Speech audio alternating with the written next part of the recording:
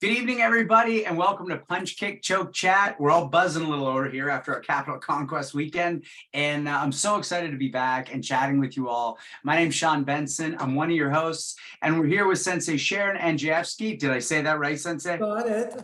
Nice. I'm so happy to nail that right. So I just want to jump right into what for me is a fun question, because I know you're a karate champion, North American, and we actually had some fights this weekend at the event we were at. What's the hardest you've ever been hit? A 10. A 10? Talk to us about the 10. Talk to us about how that felt. Talk to us about the circumstances and what that was for you. Well, okay. Actually, we have to capsulize a phrase for it, because when you're sparring and you get hit, it actually feels good when it's a good technique. Yeah, I can see that. Yeah. Yeah. It causes the adrenaline. I still actually I got hit really hard in Kobudo once. And it was like the best technique someone's ever used on me. Almost knocked me right off my feet. And we still talk about it to this day. And so do you think it makes a difference if it's, something like you bang your knee on the table, that's the worst, but you're in a sparring match and you get cranked way harder, but you're kind of cool with it? Oh, it feels great. It inspires you. You want to go on. You don't think of them as your enemy. You think of them as a sparring partner where you can use your technique on them. So what's the difference in that pain? Let's jump into the sort of psychology or the philosophy behind when that pain is good and why. Well, it's probably because I have a high tolerance to pain. I had spinal surgery and they kept me awake under a local for 7 hours. Damn. Better you than me. Yeah. Being hit in the ring doesn't count for anything. So do you think that's something you were born with? Do you think that's something you can train? Where does that come from? I don't know. I can't answer that. Right. And so everyone's different. Someone stubs their toe and it hurts. I've walked around on a broken foot before. Yep. And in terms of the Kobudo, what weapon were you hit with? A bow. It was. I still can feel the technique. What was that? Was that a training session? Was that bow sparring? How did that come about? We were a training session. Yeah. Yeah, sparring in the dojo with the bow. Right on. Yeah. And then what about in sparring matches? What about in the ring? Where do these hard hits, where have they come for you that you want to tell us about? Well, at the beginning, because back in the 60s, there were no women to spar with. So it was basically the men in the dojo, and you would be able to, you knew what someone's sparring routine would be. But then as there started to be competitions out of Toronto, and I went to them, things became a little more complicated. In what sense? Well, because you didn't know what the technique was. They were people that you had not sparred with before. Yep. When you're sparring with people in the dojo, you know what they do. You know what their good techniques are, whether they like if they like to do a roundhouse or a side kick or a foot sweep. But when you're going to a tournament where you don't know the people, you don't know what to anticipate. You have to take what comes to you. Yep. So I actually want to crack that open a little, and then we'll probably do what we call around the horn, which is ask some other opinions on it. So how difficult or important is it to establish the languaging with the people you spar hard with? What a hit is considered to be a hit, and what makes the difference between, a real technique or one that wouldn't do any damage?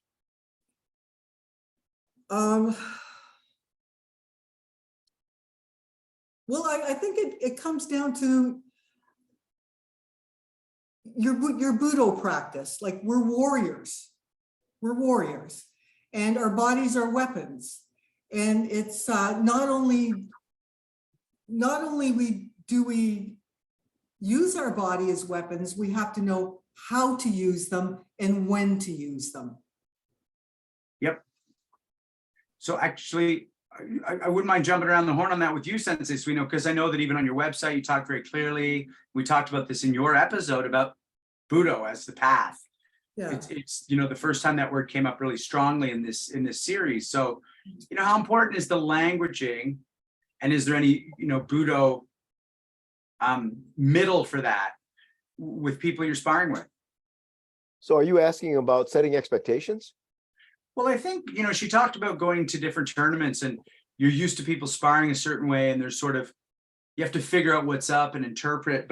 And I guess what I'm asking about is if I'm fighting with Sensei Dauphin, we've been fighting for 26 years. We know what a hit equals and we know what wouldn't really be. And then you go meet strangers and there's also rule sets. So I guess I'm asking you about that languaging with your judo partners or your sword stick fighting partners, but also where that martial sense of what's a weapon working and what's a weapon not working. Yeah. Well, in judo, it's fairly clear. You get somebody off their feet and they end up on the ground in some way, right? If it's kind of like a stumble and their foot and their hand go down, then it's okay, but it's not a great point. But if you come in quickly and someone is, ass over tea kettle, right? They do a giant cartwheel and they fall hard on their back. That's a full point from the perspective of sports. What's more interesting is how clean and how safe it is between, right, the moving around with somebody while you're holding on to their gi and the point where you get to that giant throw. That's really kind of to me, it's kind of the what do you want to call it? The analogy, the analog to moving around and sparring with somebody and striking. Because, when I've done judo with somebody for 10 years, right, we have a unspoken agreement on how hard we're going to go, right? And what techniques we're going to try. And if I step on the mat with somebody who's a complete stranger, it takes a few seconds to kind of figure out where they are on that. And every now and then, and I've crossed hands with a fair number of them over the years, every now and then they're dangerous, right? Either because they're incompetent or because they're violent. And that pretty quickly. And hopefully you figure it out before they wreak havoc on you, right? Sure. And I've about 3 times in my life, I've figured it out too late, right? I've sustained a big injury because of it. So some people are dangerous, and I'm sure it's true in the sparring world too. Some people hit really, really hard or go at a speed that in the striking world, you cross hands with somebody in karate and you go, I think this is going to be a friendly sparring match, and they come out guns blazing, right? Yeah. Now, you expect that in a tournament. You don't necessarily expect that in a sparring session, right? Having some integrity, moral integrity, rectitude in your sparring, you should know not only the technique, but how to use the technique on someone, that there's some rules to the game. Right, Sensei, but the people right, Sensei, the people they're going to have those rules. The farther afield you go, the less likely you can predict, right? But correct. Yeah, you don't know them at all. Mm-hmm. And actually, when I started sparring, I would spar with the men in the dojo, but then we had to go to what was the Shihan's name? Shintani in Grimsby. He started having commute that I could go into, and it would just be a senior division of having men there. And I had no idea what they were going to do. So Hanshi, let me throw that to you. You've been sparring with people for 50 years, but also meeting strangers across the world. And then how do you find that languaging such that you're not going full contact, but you still know that you're getting the best you can out of the training from each other? Are you speaking to me? Yes, Hanshi. Yeah. I think my video might be a little glitchy, by the way. So we'll see if I have to pop off and reboot for like a minute. But in any case, Hanshi, yes. Well, it's like we said before, in order to learn how to fight, it's probably better to fight with people that you do know. But because you have to get your training from somewhere. But when it comes down to not being in a ring, to being in a street fight or a self-defense fight, everything changes. Because one is a game and then one is a life and death thing. So That's a good point. I've been in both. Yeah. So, whilst that's all I really can say about that, because one is you're playing a game and you're not firing your hardest, you're firing your fastest, you're trying to score, so the intent is different. Yeah, So I would handle that differently. You would take chances. I took chances with Randy many times and paid the price, and vice versa. But in a life and death situation, the fight between Randy and I will be complete. I'm pretty But sure. that, there are rules of the dojo too. There's benevolence. You have to show some kindness. You can't just go all out on someone. There has to be some rules within the dojo in a good tournament. You can't expect someone to just unload on you all the time without. That's what I said. There's a definite. Yeah, you can't. So Sensei Andrzejewski, before I go to Sensei Dauphin to get his take on this, talk to us about the street fights or fight what was the difference for someone listening who hasn't been in that kind of exchange? Oh, it's exhilarating. Actually, it was, after you have a workout at the dojo, you socialize and you go out and you eat. And two of my friends that Sam Miletsky and Bill Pinkerton, they were the movie stars of our dojo at one point. And Bill was playing drums at the Town and Country downtown. And we went there, and someone had asked me to dance and was bothering me.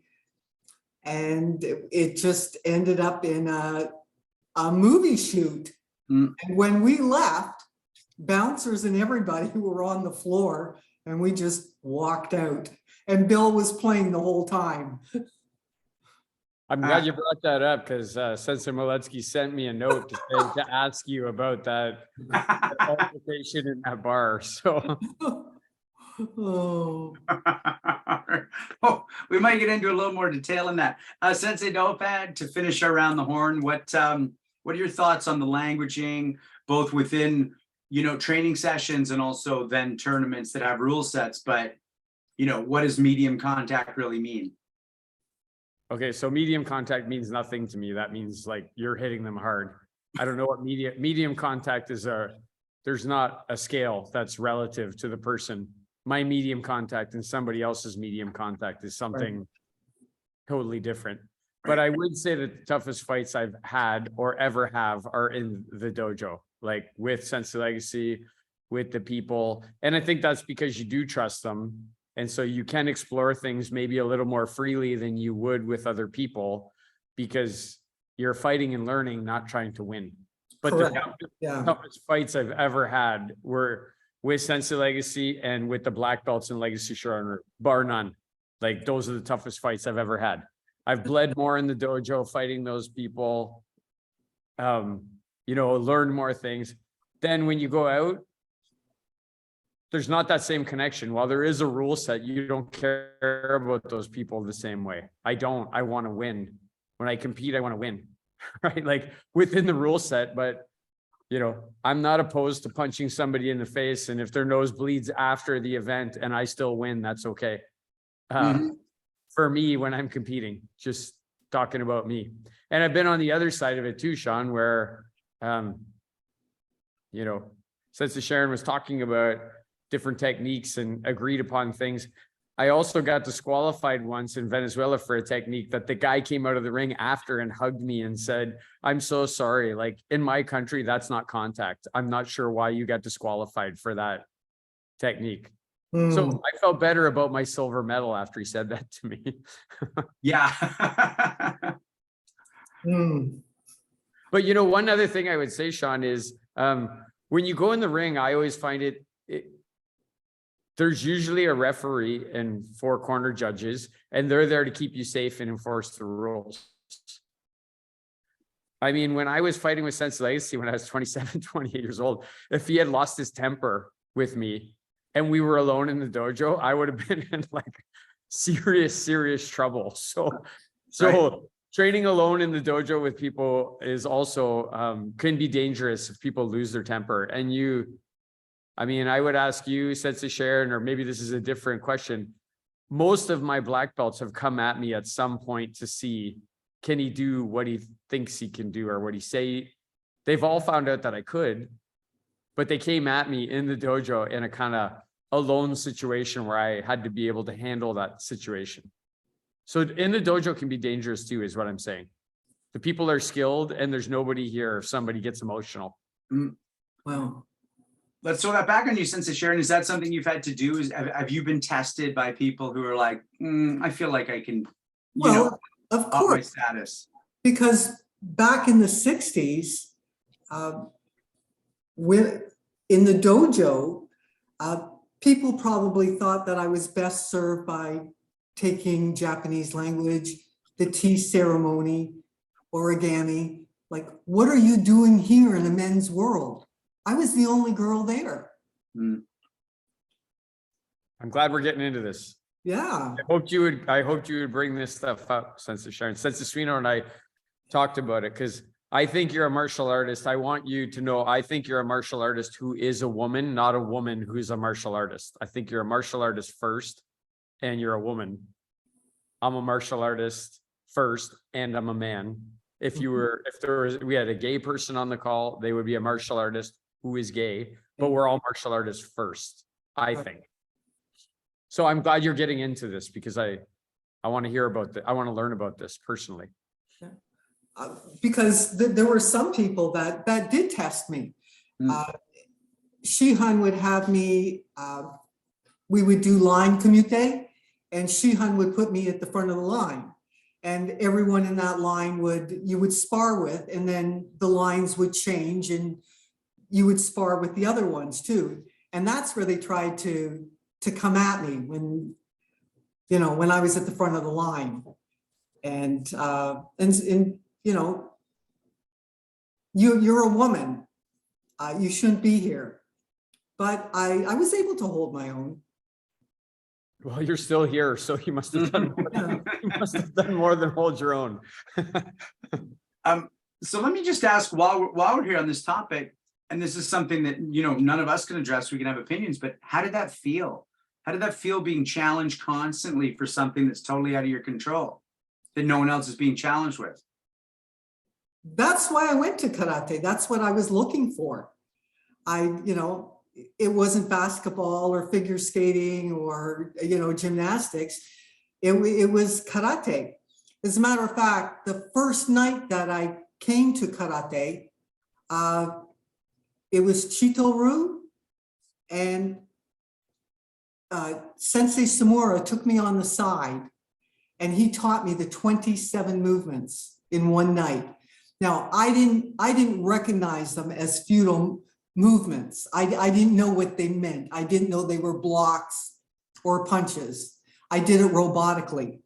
But that was on a Thursday night. And on Saturday, the purpose of teaching me the 27 movements in one night was I was the only girl in the dojo.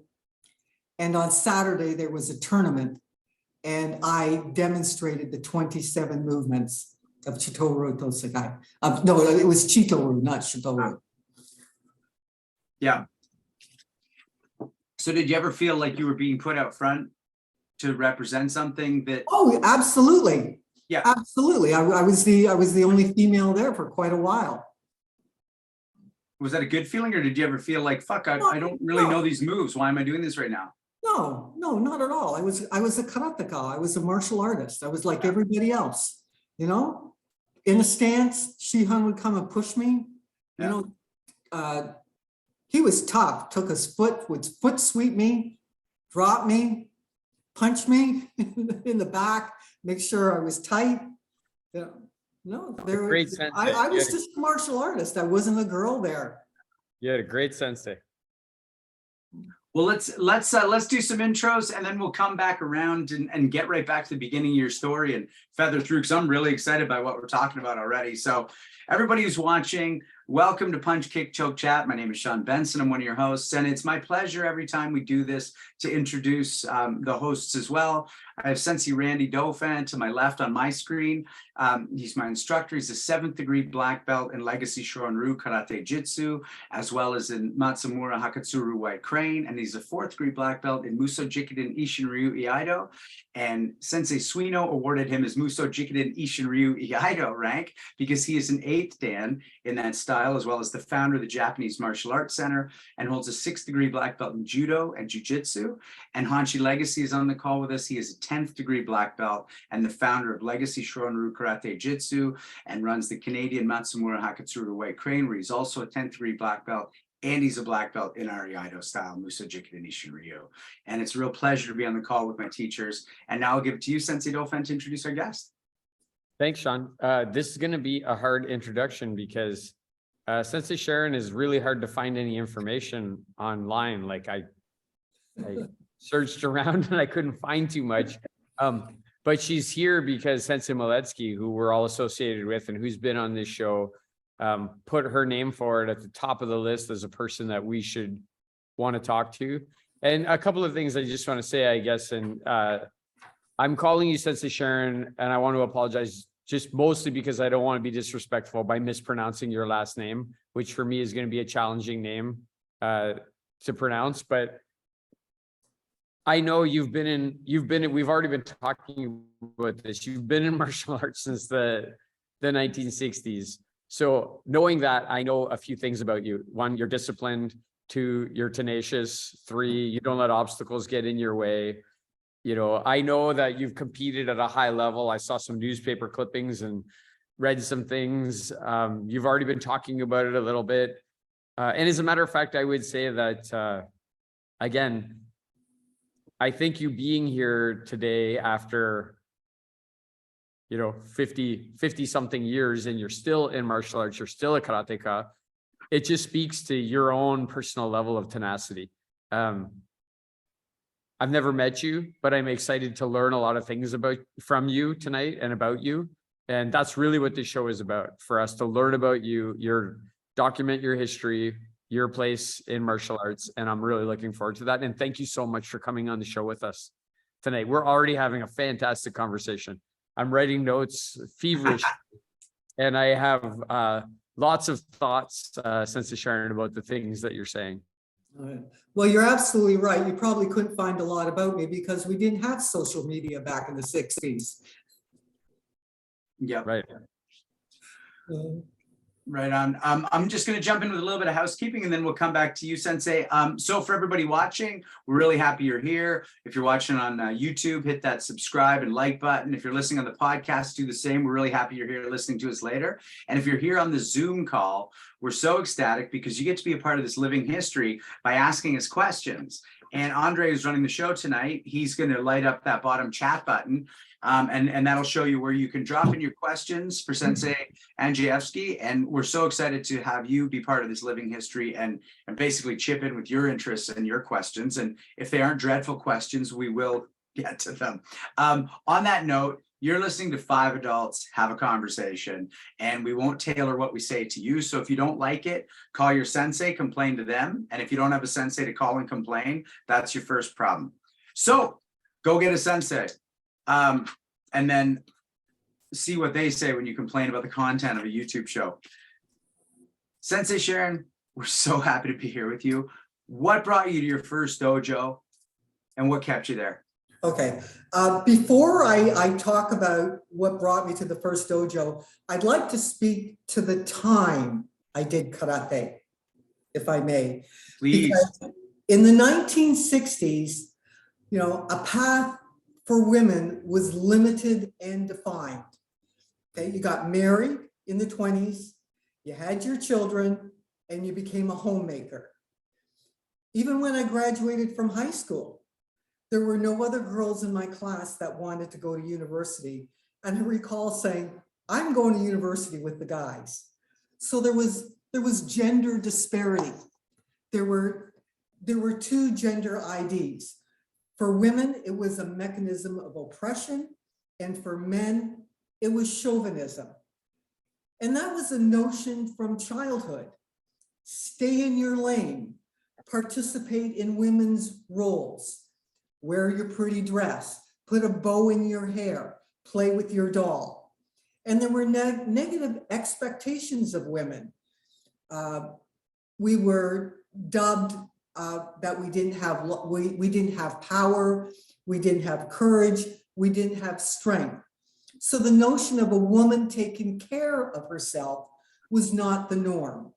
But the paradox was that men were gifted with power, strength, and courage, and they were deemed women's protectors.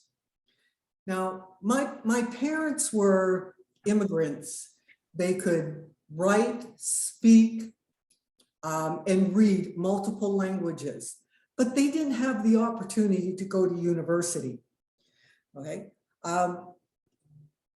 so for them, education was valuable. Sports were valuable. The fact that I could do ballet and play violin, that was valuable. So I didn't conform to gender expectations. I rather indulged myself in them because I was confident. I did go to university. I had a scholarship that I turned down. And the reason I turned it down was because I would have to abandon my training in karate. But it was karate that actually got me into the University of Toronto, because the University of Toronto, they interview you, they look you up, and they recognize my accomplishments in martial arts. And I was able to, for my first year, I went right into a faculty as opposed to doing undergraduate and then going into a faculty. And I ended up in a class with, there were athletes that were Commonwealth athletes, international athletes, and national athletes. So that's the background of the time period that I was doing karate. So then what made you go, yeah, but I'm gonna, like, Okay. that sounds like not a fertile ground to just sprout into a Yes. dojo. Correct. Okay, there were no external influences. It wasn't as though I saw a movie and said, oh, I want to do karate, or all my friends were doing karate. It was a matter of expanding my personal growth. And I either wanted to do bodybuilding or karate. And I did my research on karate, and there were two dojos. There was Higashi's, and there was the Japanese Canadian Cultural Center. And I went by myself, and that was October the 3rd, 1968. I was 17 years old. And have you ever been to the Cultural Center, the Japanese Cultural Center? No. It really captures the essence of Japan. Raymond Moriyama was the architect of it, and he did a fabulous job.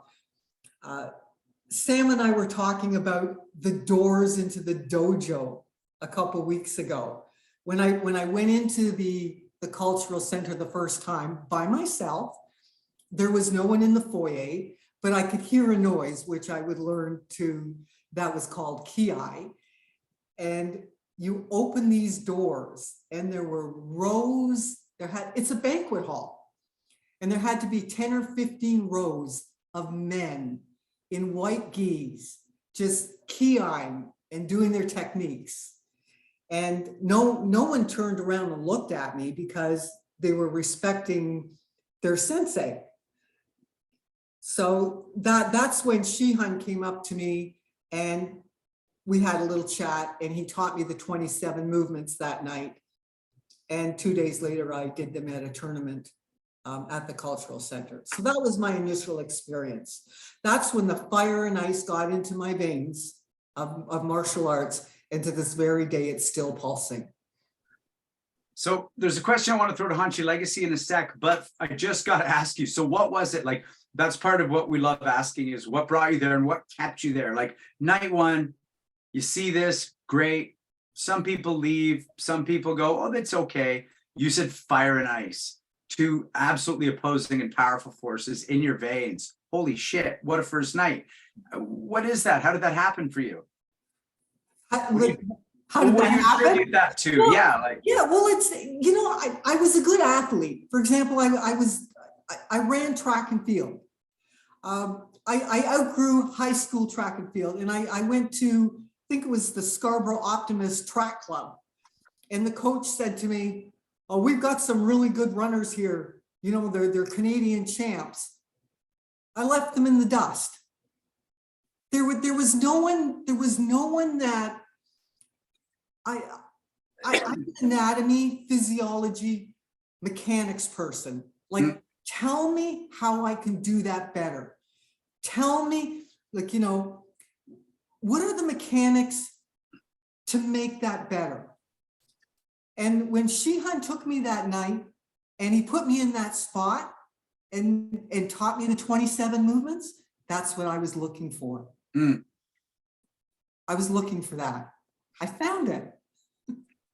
I mean, And because I was a girl, that didn't mean anything. That didn't mean anything. so that's actually the thread I want to pick up on. Hanshi Legacy, you've always had a slightly different approach to teaching women. You would be considered progressive for sure back then. You want to talk a bit about why you never viewed women differently, and what was it about you that made your teaching that way at a time when it was considered different? What was that in you? John, before we get to that, I just want to point out that Sensei Legacy's most senior student and the one who was with him from the very beginning is a woman, and she's still with him. Sensei Janice Jockey. So. Are we good here? We are good. Okay, no, you froze up a bit. Well, so far, that's all we're talking about is men and women right now. But the thing is, you have men that are as small as women. The main difference between men and women, as far as that goes on a physical level, is they have about 30% more muscle mass than women. But women, in my opinion, were given by nature the duty to, females, we'll say, even in the animal kingdom, to protecting the offspring. So what it all breaks down to is that if it takes 25 pounds pressure per square inch to knock a man out, and a woman can only do 30, and a man can do 75, it doesn't matter. So I've always trained a person to fight like a person. The only worst thing about it was that sometimes in the dojo, you have to cover the women up in the front, because at the beginning people can't really do it. But in reality, women are just as good fighters in their minds mentally, and they're just a little bit short of. Look at the MMA. I mean, how many people who are not a good high-ranking black belt want to fight the ladies that are fighting, but yet they don't fight the men? So it all depends how you look at it and what the real things happen. Once you step into a real fight, being a woman or being a man doesn't make any difference. It's how you fight the fight. Because everybody has the tools. Ladies have the tools and the men have the tools. It's just that they have less pounds pressure per square inch to deliver, but there is no difference. Doesn't make a difference. Thanks, Hanshi. Sensei Andrzejewski, can you talk about some of the people that were surrounding you? Some of the names, maybe, some of the people who might be part of our living history, who you want to point out and say, they really influenced me, or they were tough on me, or, they had the stuff. Who were the people who guided you, aside from your sensei? Okay, well, yeah, that was Sensei Keisumura. There was Sensei Sam Hayashi, Sensei Terry Nishikawa, and Sensei Dave Lindsay. And when I first went there, it was Chitoru under Mas Soroka, and that was in 1968. up until that point, because Sensei Samura was there from 63, and I got there at 67. And Kei Samura is very interesting. He's Japanese Canadian. He was born in British Columbia. His father was a judo kendo practitioner, so he was always around the martial arts, but he wanted to play baseball or hockey, and he loved boxing. And eventually in the 1950s, he came to Toronto and he set up a dojo. And he was also, he went to school to be a journalist, and he was the editor for the Japanese Canadian newspaper. And what he did was he tried to assimilate Japanese immigrants into their surroundings in Toronto. And many of those people were martial artists. And they would say to Sensei Samura, karate in Canada is different than karate in Japan. And Sensei Samura got the notion that he now wanted to go to Japan to live in a dojo and study karate. So Sensei Samura, Sensei Terry Nishikawa, and Sensei Dave Lindsay went to Japan and were taken in by Ryusho Sakagami, 9th Dan, who was the third master of Shitoru Otosukai. The first being Master Otosu, and then Kenwa Mabuni, who was a descendant of a famous samurai family. Okay. So they were there for 1 year. They were there for 1 year, the three of them training. And the icon that Sensei Kei Samura is, we look at him as being an icon. When he was training under Hanshi Sakagami, he called himself the bagman, because they would go to different universities and train students, and he would carry, Sensei Samura would carry Ryusho Sakagami's bag, so he called himself a bagman. So they came back in 1969, the three of them. I think the three of them went, and they were all going to study, that's a little nebulous for me. I think they were all going to study different martial arts. Like, I know Shihan was going to do karate, maybe one was going to do judo and kendo or aikido, I can't remember, because Sensei Sakagami, he was 7th in kendo, 8th in aikido, 5th in aikido, 5th in judo. He had like over 50 dans altogether. So when they came back in 1969, that's when Shitoru became Shitoru Otosukai. And the Japanese Canadian Cultural Center was now Hambu. Okay. And all the black belts are registered with the All Japan Shitoru Otosukai Association and the All Japan Karate Do Federation. So that's a big shift. They came back with an association. Did you notice a difference in the, did you go, oh shit, they just went and got some like mana from heaven, or was it a bit like, oh, we were already actually doing pretty good stuff? Like the white belt and the yellow belt, but there were rumblings. Like I remember exactly where I was standing in the dojo when he was Sensei Samura at that time, introduced the new style. And we were all starting all over again. Some people left and went to Higashi to continue with the Chitoru. Mm-hmm. But most of us stayed. Yep. And, Sam was part of it, Bill Pinkerton, and they had another brother, Terry Witsu. They were, I can't remember their name. They were called brothers. They were like the renegades when Shihan was away and they heard the word tournament. They were gone. Right. Hanshi, do you remember any of those names, or do you remember that time and Yes. those shifts? Yeah, I remember Shane Hagashi and of course Matt Soroka. Yeah, that was Benny Allen's sensei. Yep. Yeah, I knew those That's guys. right. I remember, yeah, Benny Allen. Yes. Yeah. Do you remember like Wally Renicki, Paul Ring? Oh, who else was there? I don't believe so. Yeah. They were.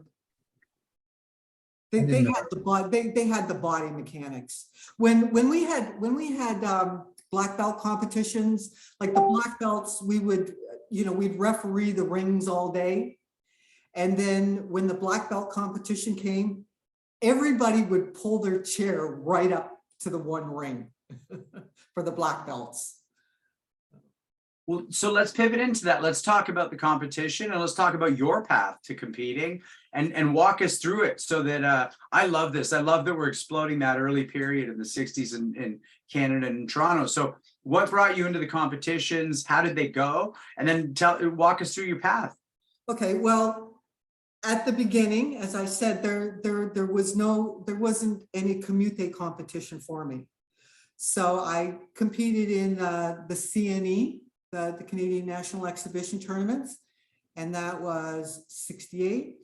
I'm trying to remember the crests I got. 68, 69, 70, 71, and 72. And it was just kata. That's all I could do was kata. There was no Kumite for me.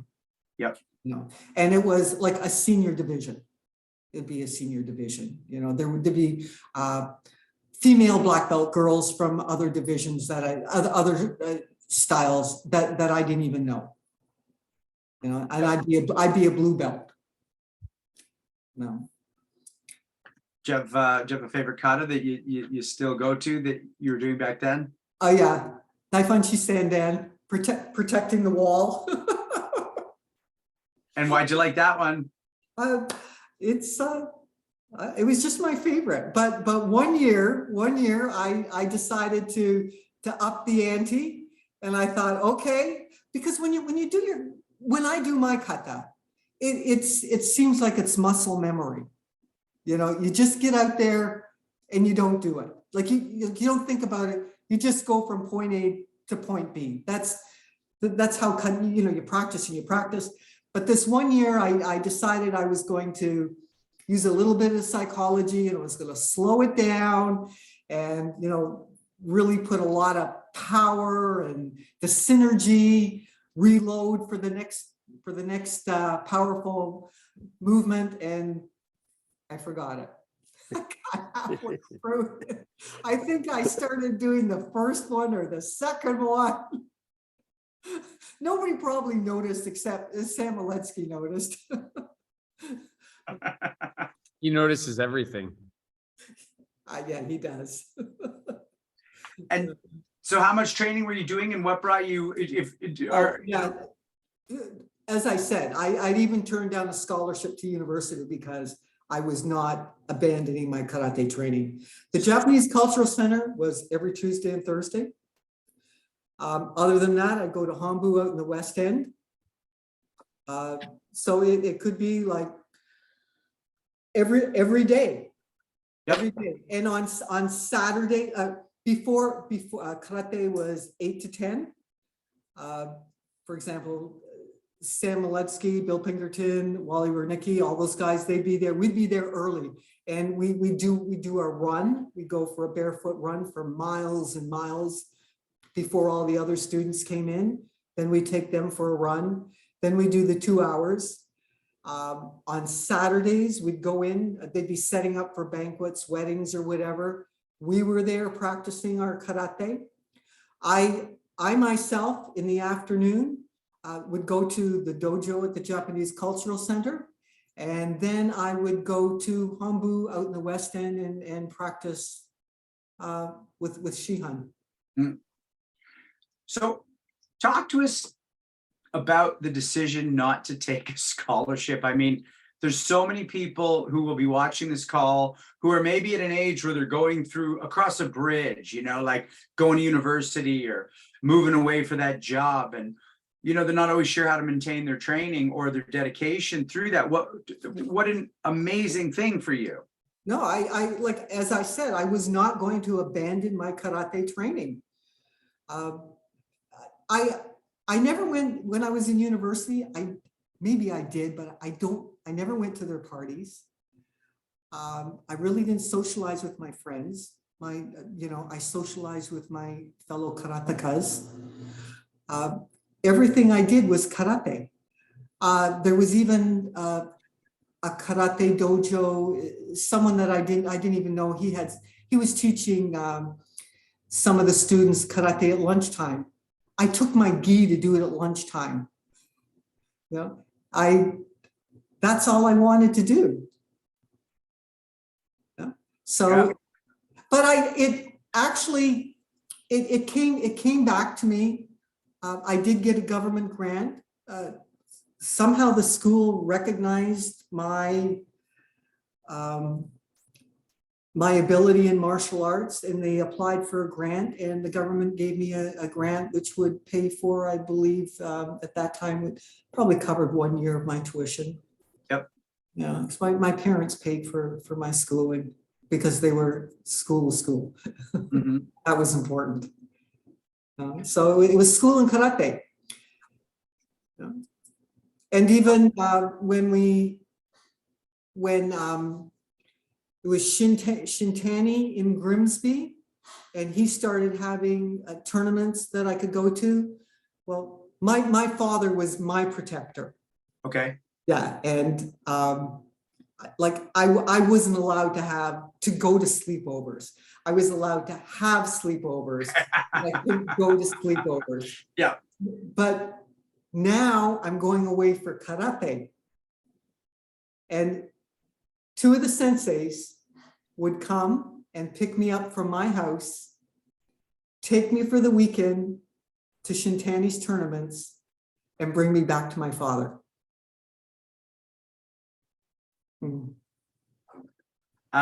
I want to go around the horn on this before we get to our 10 questions. And we've talked before about sacrifices to do martial arts, and we've all generally agreed that it's not really a sacrifice because we get back more from it. But I want to phrase the question a little differently this time, because with Sensei Andrzejewski, it's such a specific thing. So I want to ask about specific things you've said no to. Not generally, of course, we all love that we did say no. But what are specific sacrifices that you've had to make? Sensei Dauphin, if you don't mind, I'll start with you. There's lots of family stuff that I just refuse to do. My family just learned at a certain point, like, don't try and plan an event on a Saturday morning because he's going to be gone to go train with Sensei Legacy, and he's just going to not show up. Like, he's going to not show up. So if you want him there, you better pick a different time for him to be. So that would be one. And I'm not sure, that wasn't a sacrifice for me. That was a sacrifice for Right. around me who wanted me to be there. But like, we got Sean, there's lots of people in here, like Robert's not on this call, but he often is hosting this call. I've watched him lots of times not go to a dance, not go to a certain thing because he wanted to come to karate, or he knew he had to go to karate the next morning. Right. And I guess that's the thing. I guess it's not a sacrifice because it's the priority. Like, it's always somewhere in the upper echelon. Right. Yeah. You just, if you don't know, you don't know. Sensei, so we know specific sacrifice you've made. Last time we talked about this, as I was going on about something I had sacrificed, I just had at the same time felt like it wasn't a sacrifice because, my life path is martial arts, and that's what I want to do. One thing I thought of when you raised this question, though, is how many students have come to me. So I've run dojos since 1995, and how many students come to me and they say, Sensei, I changed my life path because I want to stay at the dojo, right? still, it's real common. I've had a lot of university students, both when I had my dojo in Lansing, Michigan, and here in Ann Arbor, a lot of university students, a lot of grad students.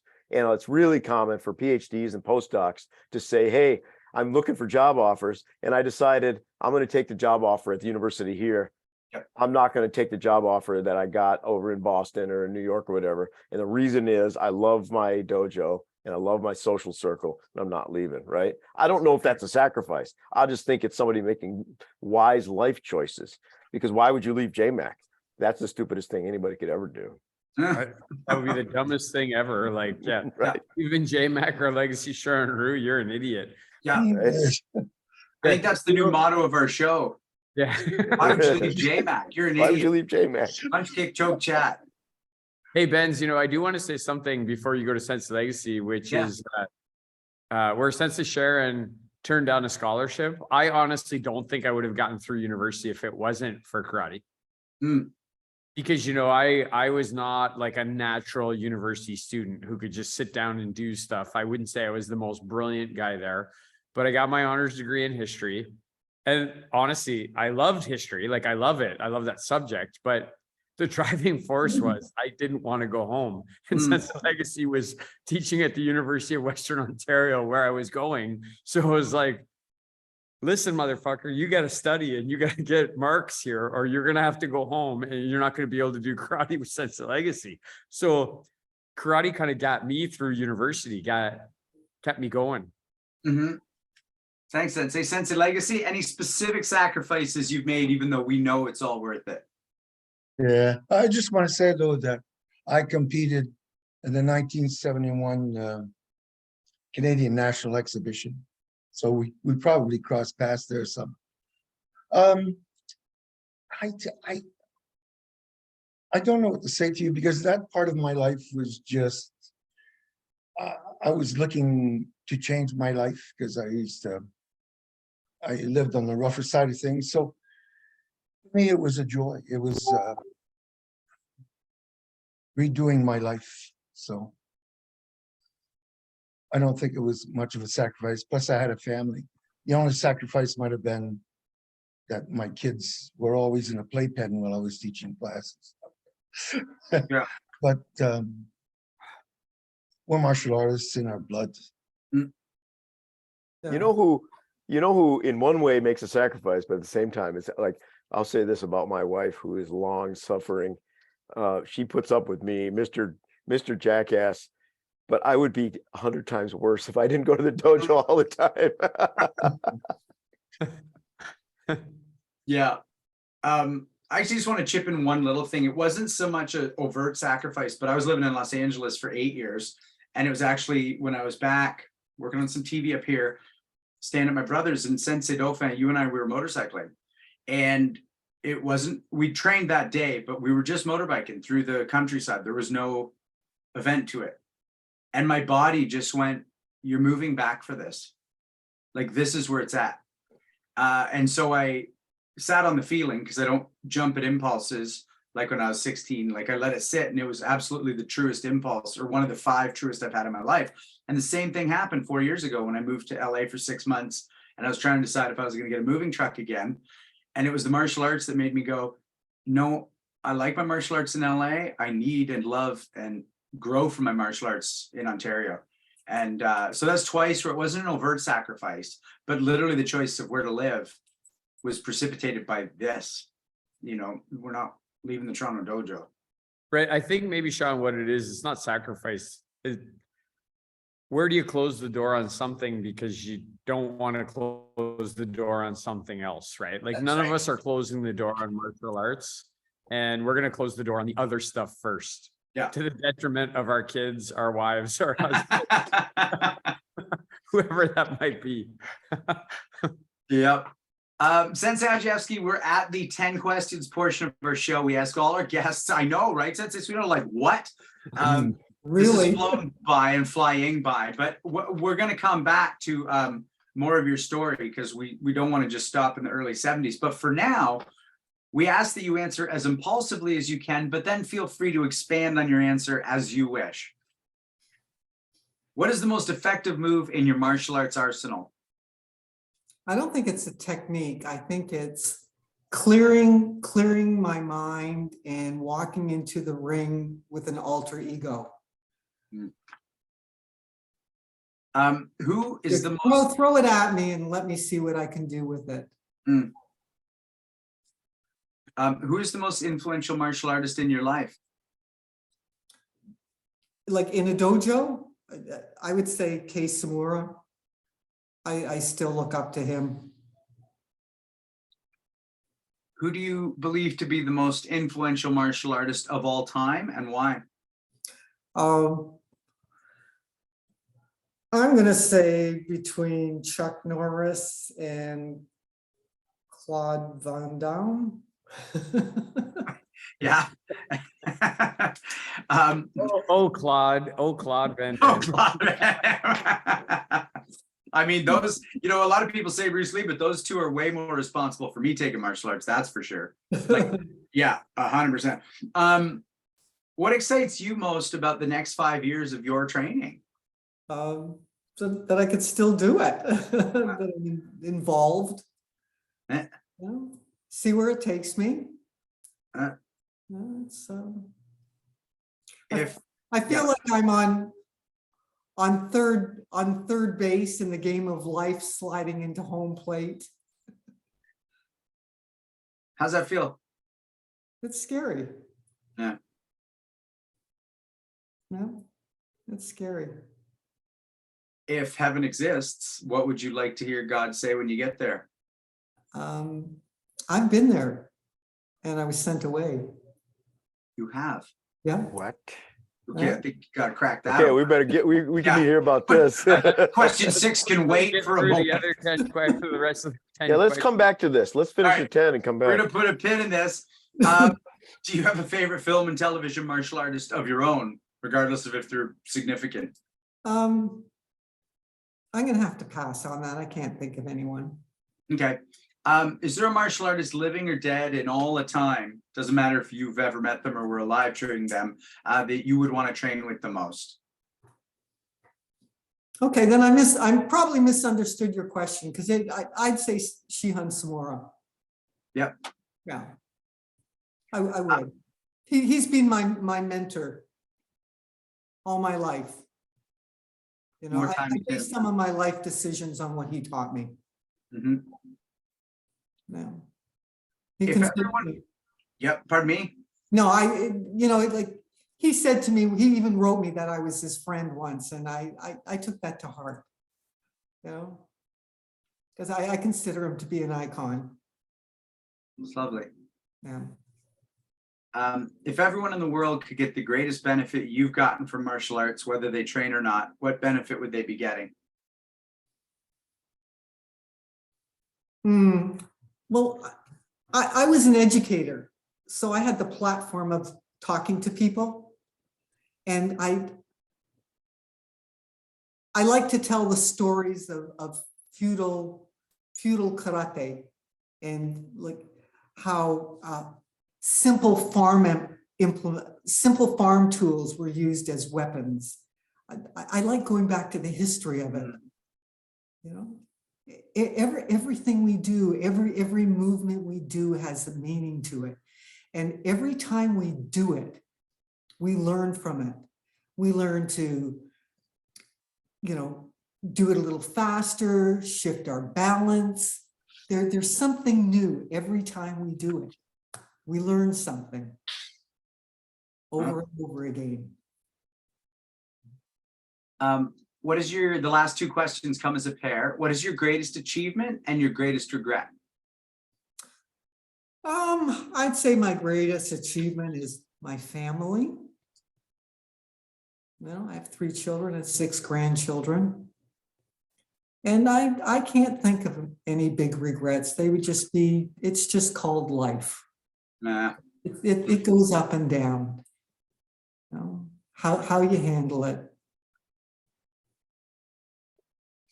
Yeah. Okay, so that's our 10 questions. It's just called life. And apparently you're one of the only people on this call we've ever had who's died.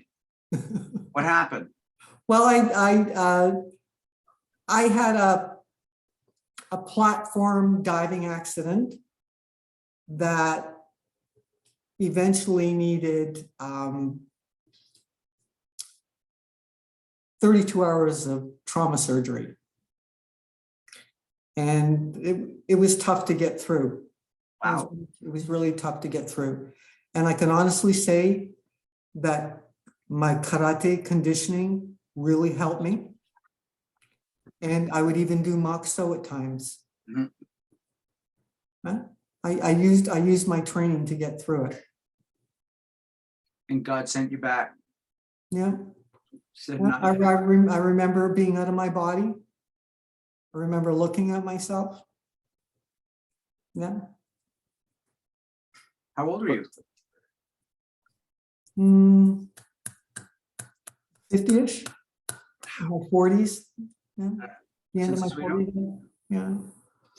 Sensei, you very specifically said that you were called back. Can you Yeah. elaborate a little more on that whole aspect of this? No, I just I remember it's just a vision you have of yourself, you know, like you see yourself outside of your body. I remember sitting under a clock in the operating room looking at myself. No. And did you hear, were there specific voices, or was it just a sense that it was time to move back into it? No, I just it's hard to explain, and it was a while ago, but I remember my mother looking at me and saying good, like she thought the worst, and I saw her face at the door. Mm. And then I, like later on, I thought, did that really happen?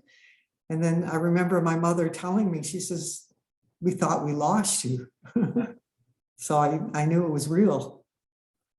Well, Actually, I want to elaborate just one little more bit, because I think I know what Sensei Sudo might be hinting at, or maybe not, but I want to hint at it, is pull it out. being called to what? Do you know, did you wake up and go, I now have a new purpose, or I have a thing I need to do now, or No, it's No. not like that, because the rehab is so long. When I came home, when I came home, I was in a hospital bed in my house for 6 months in a body jacket.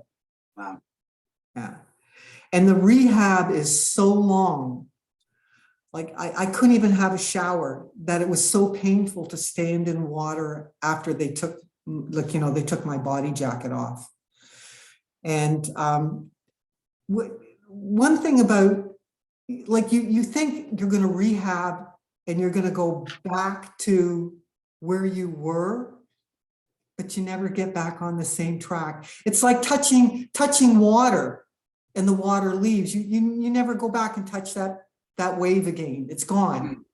You know, that part of your life is gone. So let's crack this open. This is huge, because I mean, this isn't about me, but I know that I'd be dead from my drug addictions if it weren't for my martial arts.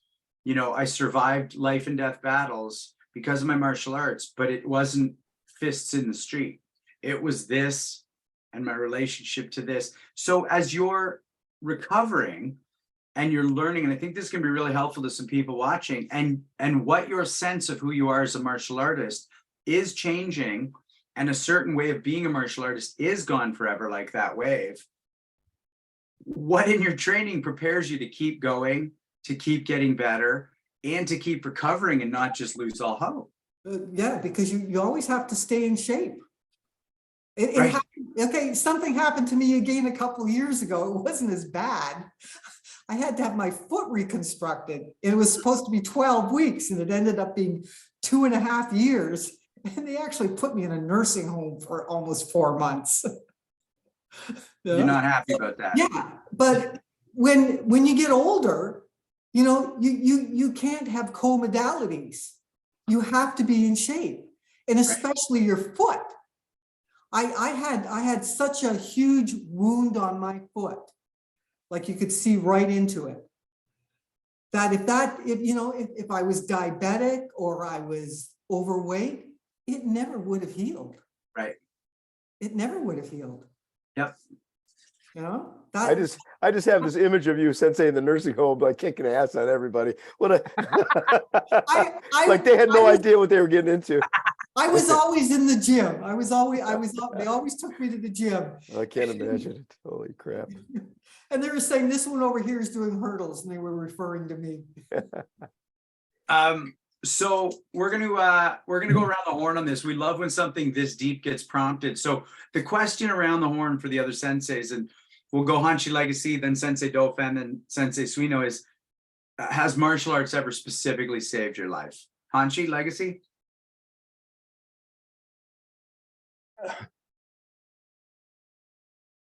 I don't know. I don't know because I unfortunately have been in a couple of encounters on the street, and it didn't go bad for me. So I'm just saying I don't know. Right. It's probably saved me from getting a couple of bruises at least. Yep.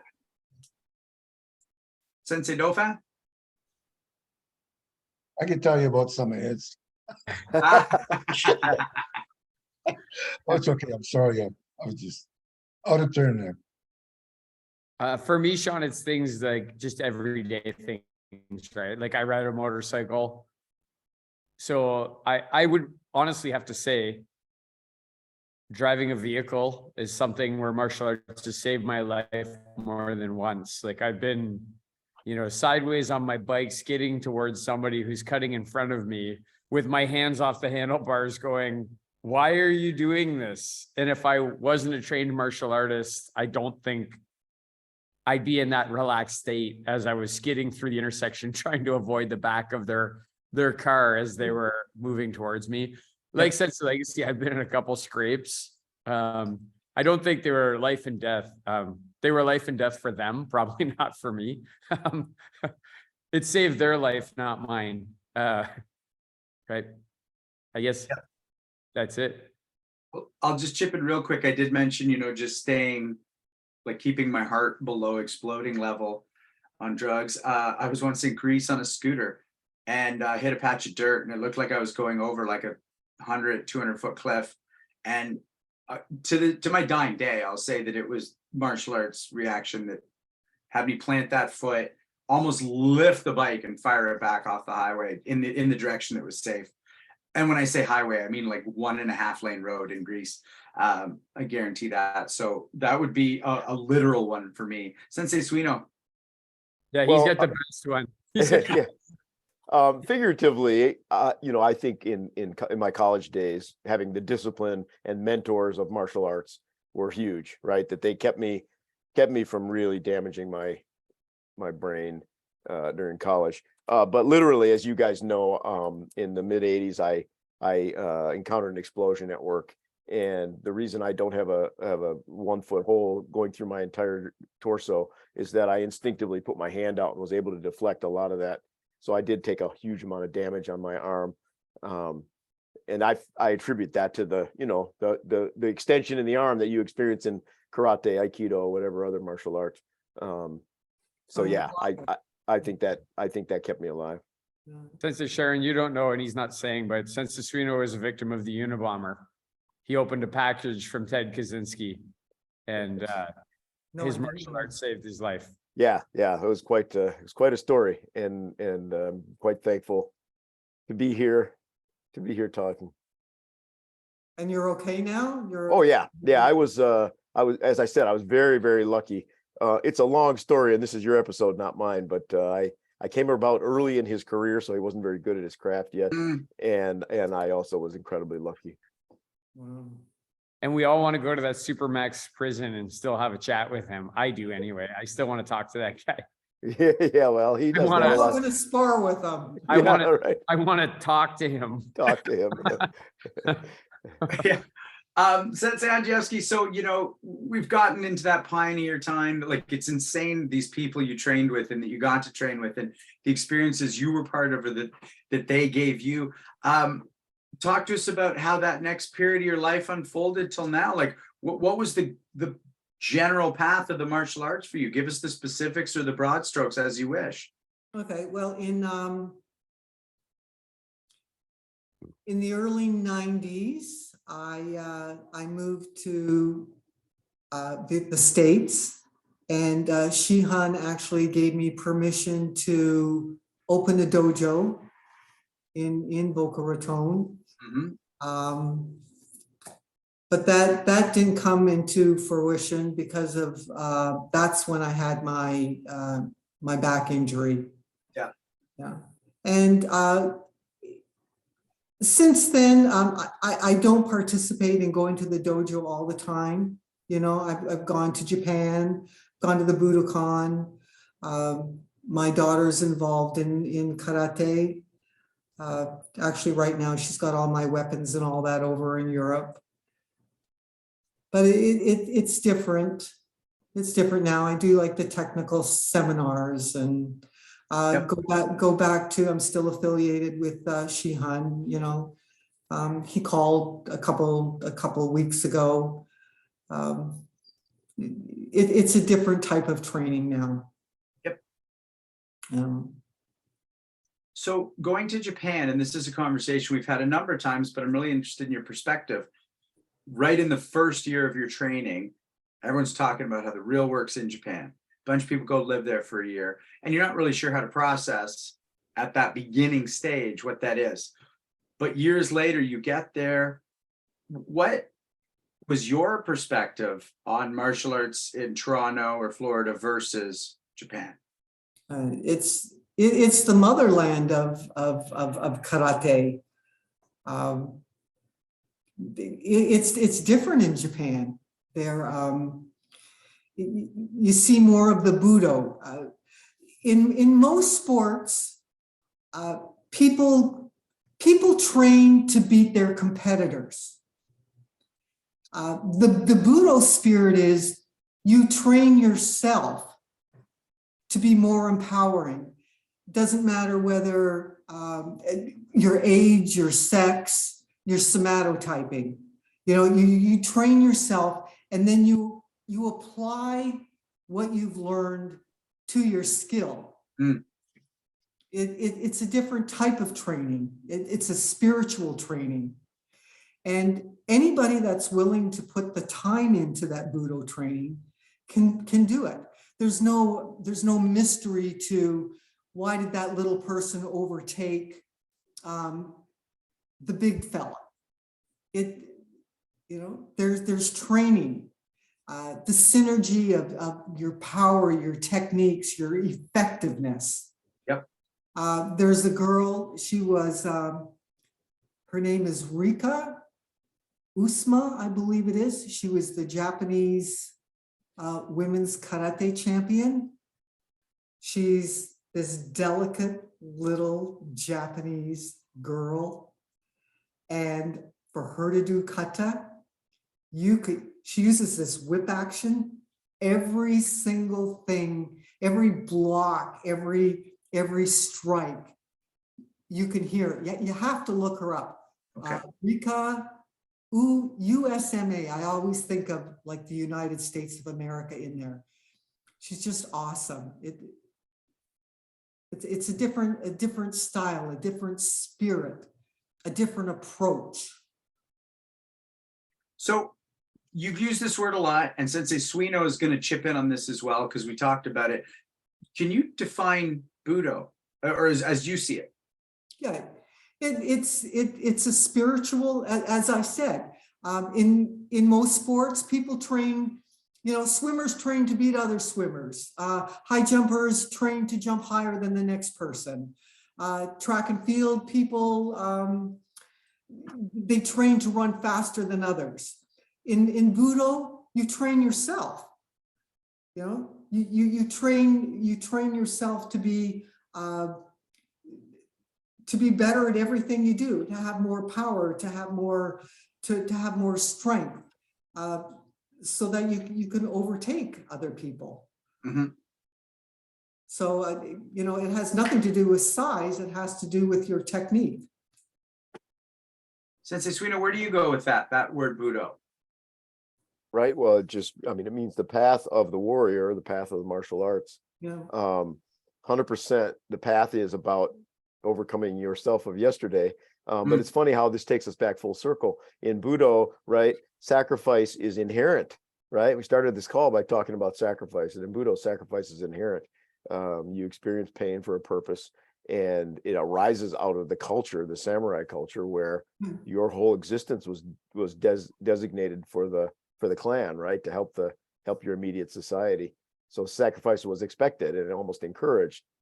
And we transmute that now into the physical sacrifices and the time sacrifices we make, but it's expected. It's not something to be avoided. I'm going to springboard us into one last question before we go around the horn and end the call, which is this. And I'll end with you, Sensei Andrzejewski. Hanshi, we'll start with you. What sacrifice, the way Sensei Suino just talked about, would be expected of a martial artist in today's society, towards society? What do we owe society? Is to be a good citizen. I mean, if everybody's a good citizen, we'd have a lot less problems. So in a generality, I guess that would be it. But you have to take care of things at home before you can be a good citizen. So I'll pass on that. Right on. Sensei Dauphin, what do you think? I mean, I always think about this place. Like, one of the things I'm really proud of is how I serve my community here by helping people be the best they can be, right? And so then I have to be the best I can be every day, all the time. That requires effort, sweat, blood, tears. And then I expect that of the people who come in here as well, or this isn't the right dojo for them, right? There are other dojos that have different philosophies, but that's not what it is when you come here. When you come here, you bow, you come in. I expect your best effort mentally, physically, spiritually for the hour and a half that you're here. And when you leave, I expect you to be better than when you came. And then when you leave, you're going to help our community and our society be better because you will be better, right? If you put one drop of water into the ocean, does the level rise? It does, but you just can't measure it, right? So that's my philosophy of it. And I'm not being selfish when I work on myself. Because when I work on myself and I leave, I'm a better employee, I'm a better husband, I'm a better father, I'm a better friend, I'm a better student, I'm a better teacher. And I got to do that. If I don't do my work on myself, I can't be those things for other people. Right on. I'm sorry. Hanshi, did you want to chip back in? I just wanted to say, I really agree with Sensei Suino. And the one thing that we all forget, you know, people like to call themselves a samurai and really don't know what they're saying. The word samurai means manservant. It doesn't mean the great warrior. So that sort of explains why the world is better in martial arts, because we're all here to serve each other and to serve mankind and to be a good citizen. That's all. That's all that's really necessary. The reason that you do the Budo part is you have to protect yourself against people who are not like that. So I was enlightened by Sensei Suino's statement. Right on. Sensei Suino, do you want to chip in at all in terms of our today obligation to society, if we have one? Well, I feel like I've learned something from this show. You know, now we've had 80 some episodes of Punch, Kick, Choke, Chat. We've talked to a lot of martial artists, many of whom have had their whole lives in martial arts. And I think we even talked about this a little bit. I keep coming back to the idea that in this crazy world, this chaos and all the negativity, the martial artists we meet on our show at Capital Conquest, you know, World Martial Arts Live, are by and large really good people that want to make themselves better, their students better, they want to make society better. It's like, this is a cadre of people that are the antidote to all the negativity out there in a really cool way. So that's something I've learned over the last 82 shows. Like, I feel a much greater sense of responsibility to the community to take this stuff I've learned as a lifetime martial artist and make it real for me and the people around me. Right on. So, you know, I can encapsulate that with a real tough person, real badass that we've had on this show, which is Rick Joslin. Super tough guy, like super tough guy. And what did he say? I'm proud I'm the type of a person that another person would cross the street to say hello to. Right? Like that's stuck with me from the day he said it. I'm proud. I'm the type, you got to be a good citizen and you have to have worked on yourself to be that kind of a human being. His show was the first one where I really had those bells ringing that we're talking about right now. Right. The one quick thing I'll chip in for this, because I love everything that's being said. I'm really going to sit with it. For me, the way how to do the things we're talking about, with the exception of like, if I'm writing the book of 5 rings, I'm like, there will be a time where deception is necessary. But for me, radical honesty has been the only way I've been able to be a good person. I had to learn that through martial arts. I had to learn that through sobriety, which they went hand in hand. But without honesty to myself, the honesty that martial arts gives me back, like, you're not good at this, you're getting a little better at this, you're getting a little better. I mean, without that, it's all just a house of cards. And I can't offer anything without the honesty of no ego, being right-sized. Sensei Andrzejewski, what do you think? What do you think, if any, is our responsibility as the servant to, humankind Well, today? I'd say in the dojo that our foremost instructors be technicians of their style, and that they have the fortitude to set some boundaries, and the courage to do what's right and show our students the path through martial arts. We are about to go around the horn, Sensei. This is how we end our calls, which is that we all share our thoughts or some feelings that we had about our time with you. And then the last word will go to you. And then we'll do a bit of housekeeping to say goodbye. So, Hanshi Legacy, what do you want to say about our chat tonight? It was interesting listening to someone who's actually studied martial arts before myself. I was interested in some of the names that you had passed along, and I appreciate you coming on our show. Thank you. Thanks, Hanshi. Sensei Suino. I really enjoyed this, Sensei. It's so great to meet you, and I think there's more we could talk about. It would be fun to do it in person. So hopefully at some point we'll be able to gather in the same room and pick your brain a little bit more, hear a little bit more about your history. Thank you for coming on, and I'm so glad we were able to meet. And thank you. Thanks, Sensei Suino. Sensei Dauphin.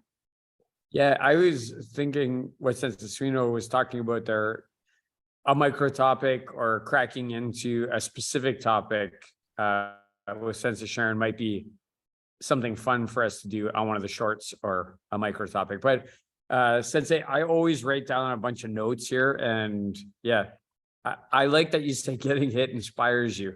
I think it does a lot of things. And I never thought about it that way, but it definitely did. Like, when you pick your ass up off the floor, you got to be inspired to be better than you were when you got smacked down. So I like that.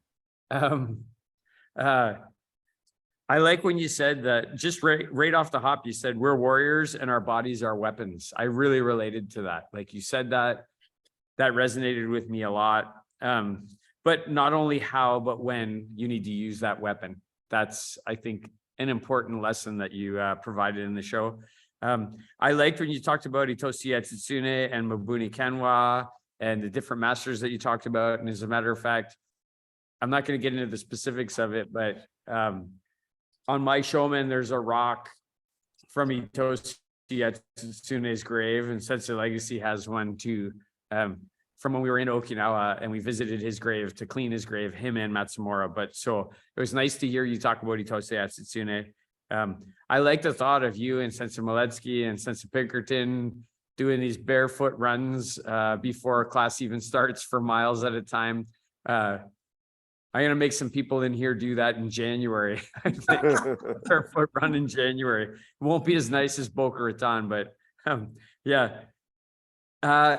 I know we started to go down a little bit of a wormhole when we were talking about women in martial arts. And one of the things that I thought about, I want to share this with you, is that Sensei Jim Maloney, who's an Indigenous person who lives on the East Coast of Canada. When Sensei Legacy was inducted in the Canadian Black Belt Hall of Fame, he went up and he started to talk about, his speech was about, you know, how he was so mistreated in Canada and how people treated him so poorly as an Indigenous person. And everybody was kind of tense about his induction speech. But then in the end, he said, except in martial arts. In martial arts, I was always treated as an equal, and the people always accepted me in martial arts. And I think I heard that from you, that, you know, it was hard to be a female coming in, but they didn't treat you different. They still hit you the same way. They foot swept you the same way, and they pushed you the same way that they pushed the other people. And I think that's a great thing about martial arts. I'm happy that it was that way in the 60s, and I'm happy it's still that way today. And if it's not that way in your dojo, you should change your dojo to make sure that it's that way. I like when we talked about the 10 questions and you said, you know, your most effective move is being able to clear your mind. That's awesome. That's, a lot of people need to be able to clear their mind. Chuck Norris and Jean-Claude Van Damme. I love Jean-Claude Van Damme. Nobody said that. I'm happy. Nobody says it. I know. I listened to your show. Yeah, he's awesome. I love that guy. And he's a good person too. So that's, I'm glad you brought his name up. A lot of people have said next 5 years, just want to keep doing it. That's probably, if we asked you in 5 years, you'd say the same thing again. Just want to keep doing it. I like when we asked about regrets. A lot of people say they don't have regrets. Your answer was good. It's just called life. Like, it's just called life, right? Like everybody gets it. I think it's super cool that you're platform diving. I'm sad that you got injured, but I know it's because you're a martial artist that you could platform dive in your 40s, right? Like most people wouldn't even consider doing that, but you would. And lastly, you know, in Budo, you train yourself to overtake other people. You said that in the end. And so I just want to thank you for coming on the show. It was very enjoyable, very nice to meet you, and very glad to learn from your thoughts in martial arts tonight. I thank you. My pleasure. Thanks, Sensei. I just want to add 3 quick ideas as part of my round the horn. You know, the one thing when you talked about the difference between street fight and sparring and finding the languages, the way your eyes dance about the real confrontations, the ones that aren't in the ring. And you just said it's exhilarating. And I was like, oh, that explains why you're still doing this, and never walked away. The other thing, you know, I love when you talked about getting in the ring and how you just want to clear your mind of all expectations. You know, Hanshi Legacy talks about that all the time. And that's something that martial arts has done for me. And when you talked about that, it was such a beautiful reminder that, you know, you can only prepare so much for the chaos, and then you just got to go, now it's time to clear my mind. And lastly, when you talked about that time, and Sensei mentioned it with the running and stuff, like that daily training, you know, you didn't not go to university so that you could do karate Monday and Wednesday night from 8 p.m. till 9 p.m. Or well, you went to, but you didn't go take that scholarship. You did it so you could train every day. And that's something that I think we talk about a bit on this show, is some people can fall into the few times a week habit, and there's so much more available to us. And I love that you talked about that, because anybody who's listening will be like, right, I might not be training enough. And hearing you talk about it is fantastic, because we're here to shoot the shit, but I do think there's a lot of takeaways, and I appreciate them from you. What do you want to go out on? What do you want to leave us with? No, I just would like to say it's a pleasure meeting you all. I have tuned into your podcasts, and you know, thank you for, you know, encompassing me in your martial arts community. It's our absolute pleasure. Thanks for being a part of it and being a pioneer in it. Everybody, thank you so much for being here. Sensei Dauphin, you want to tell us what's going on for the next little bit? Doing a host chat, and then Devin Harris, right? Sensei Suno, is that if you don't, he's a martial artist, also a very inspiring person. Also a really cool thing about him, if you ever saw the movie Cool Runnings about the Jamaican bobsledding team, he was on that team. Oh. And it's going to be pretty cool to hear about how somebody in a climate that has no snow could find himself in the Olympics in a bobsled. That has to be an interesting story, and we'll tie it to martial arts for sure. Yeah. Yeah. And then also, Sean, before you do your housekeeping with thanking people, I also want to say, just make sure we've rebranded everything. So we got a new website, we have a new Facebook account, we have a new Instagram account. Please like those. If you like this show and you want to follow along with us, that's where we're going to send the communications out through those things. So please subscribe to it. And we would not be offended if you shared it with other people and asked your contacts to subscribe to it as well. We would actually be grateful for that. So yeah, that's what's going on right now, Sean. And then, yeah, we were at Capital Conquest, so many cool people there. Allegedly, Billy Blanks might come on the show with us. That's allegedly. I don't want to, allegedly probably going to happen. We've met so many people there at Capital Conquest that have walked up to us and said, hey, we love your podcast. And we said, hey, why don't you come on it? Right. So, so that's going to be cool. Like going out this year and going into next year, we're going to have lots of cool people on here. It's going to be fun chats. That's awesome. And I just want to say, by the way, I am forgetting who our new help is, because I had it nailed with Andre, who ran our show tonight, Andre Sadashev, Justin Shea, Alden Adair, Robert Shlumsky, who are always running behind the scenes. But we have some new folks on board with this, don't we? Am I making this up? Yeah, it's okay if you forget Jesse, but he is your student, so it's okay if you forget him. But All right. But Jesse's been helping us out too. Awesome. Yeah, and I think he's the new one that we're adding into the fold. That's awesome. Jesse Levitel, one of the Toronto Brown Belts. And thanks, Jesse, for your help as well. Sorry to forget you. You can do some extra push-ups tomorrow to make up for my forgetfulness. Thank you so much, everybody, for tuning in. We adore you as our audience. Hanshi Legacy. This is during the weekend. I had Master Lauren Bernard give me his book.